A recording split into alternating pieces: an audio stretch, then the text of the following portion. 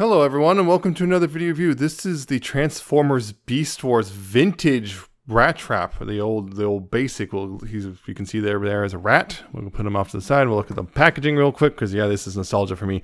You can see the big the Beast Wars eye and everything right there. You got the conversion thing. Rat turns to robot spy and Kenner logo, and up here it says 8+ and a quick action attack in multiple languages, and you got the bit of artwork there of Rattrap shooting someone, and you got Beast Wars, and up here it says Rattrap and 8+, and then there's copyrights on the bottom, but on the back here you have the biogenetic engineering. The Transformers have created perfect cybernetic fusion between ferocious animals and biomechanical technology. The result, heroic Maximals versus evil Predacons. And you can see, yeah, it's all the way up here.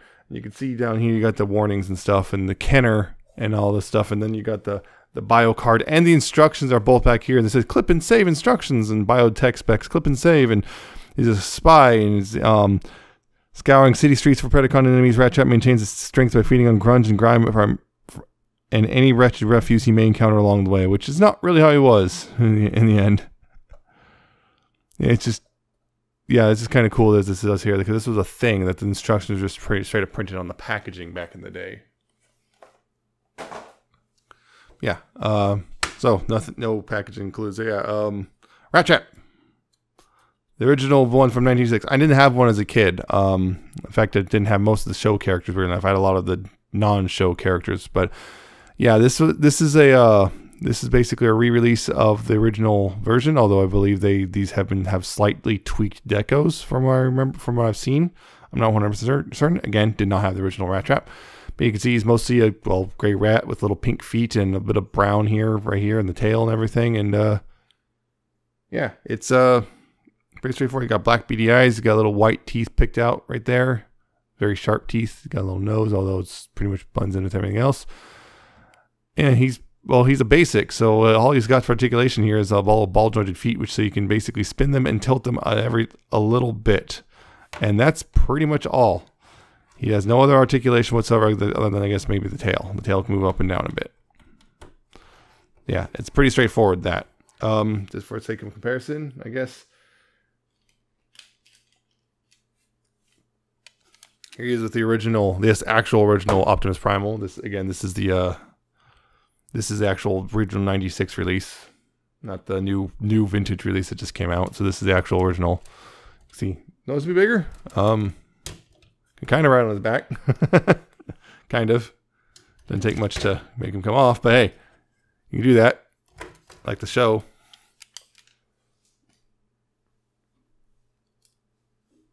And here he is with his Kingdom release, which is smaller, but definitely more intricate, as you'll see pretty quick. Pretty quick, you'll see this guy's more intricate. So, yeah, transformation, like I say, it's pretty simple. You just take the tail here and pop that up, and, well, it automorphs, essentially. You might have to help it along a bit, because, yeah, it sometimes gets caught on itself, but yeah, just bring it up and then bring the tail back down, and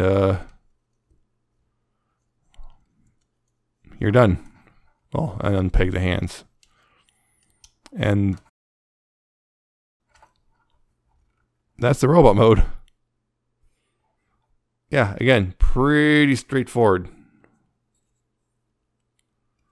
Pretty straightforward. That this was actually very common. If I remember correctly, this was very common with pretty much the basics back in the day, where just the $5 basics basically had the little automorph one-step change or whatever.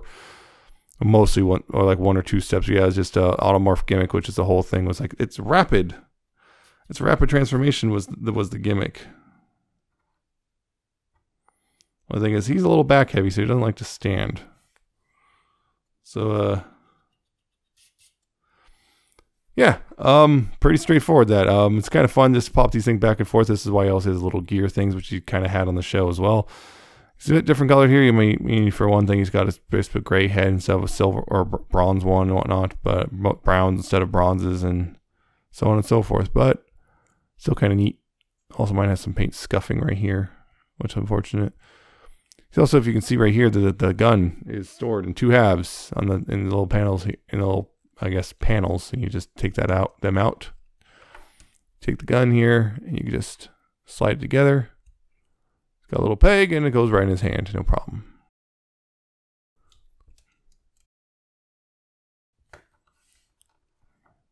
Yep, it's not quite accurate to the show. I mean, that's kind of expected. The show did take a lot of liberties for the season 1 characters, but it's still kind of neat. Still got some interesting things going on. Ball jointed head though. For articulation, you got ball jointed head, although it's kind of recessed in there, so it's got left and right and up and down.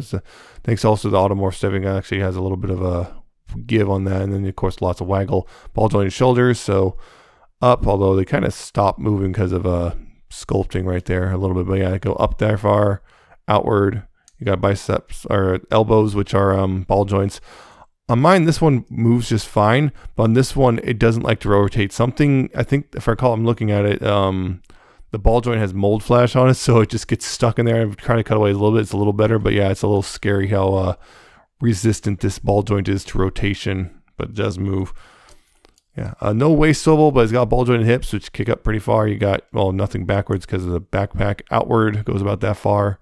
Knees are on ball joints, so you got bend about 90 degrees, and that's your tilt, or not tilt, but your twist. And that's pretty much your lot for articulation. Yeah, like I said, he's a very, very straightforward thing, and might not be for everybody just because he is really simple and he also costs a lot, I believe. And once again, for comparison, here he is with the original Primal. Again, noticeably larger. Noticeably larger. You can see, yeah, quite the size difference there. Probably too much of a size difference. But then again, they weren't really concerned with stuff like scale back in the day. They're concerned about making fun toys. And here he is with the new Kingdom Rattrap, which he's not much smaller, really. It's one of those things that's like you're kind of, well, height-wise anyway. This guy's definitely very bulky, but this guy's much more proportioned. So yeah, the height difference isn't that much, and honestly, this is I think a better actual toy overall, and most people are going to drive more enjoyment for this guy. But this guy still actually got solid posability, all things considered, despite his age. I mean, that was kind of the thing with Beast Wars, was everything was ball joints, so the posability is actually pretty high, considering. I mean, compared to what we got before, the posability thing because of the ball joints is pretty high. So he's actually got decent posability. The only thing is, like, he's got automorph thing can be a little finicky. I've noticed it wants to sometimes just collapse back on itself a bit. The proportions a little weird, and yeah, it's like,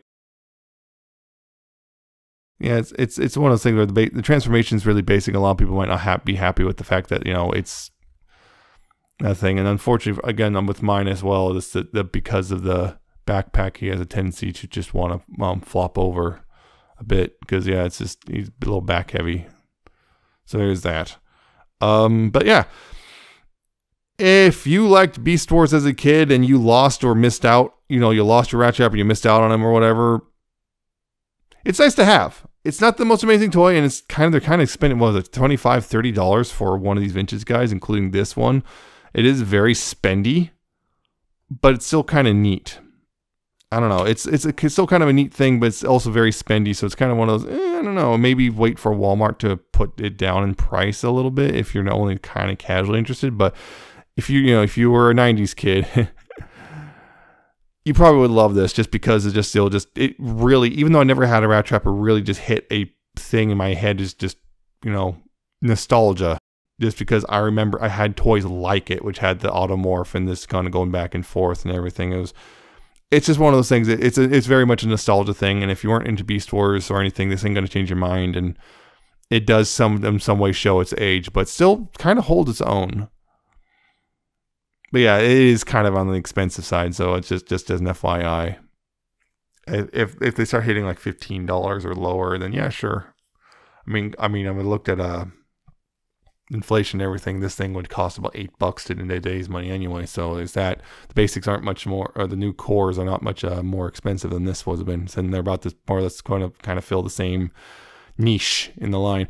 So anyway, yeah, that's yeah, it's a little spendy, but it's cool if you really liked Beast Wars and you grew up with Beast Wars like I did. So I hope you found this review informative and entertaining. I hope you like, comment, subscribe. But check out my Twitter. I'm at Nemesis Prime 1. Check out the Patreon. Check out the coffee. And I see you next time with another video review.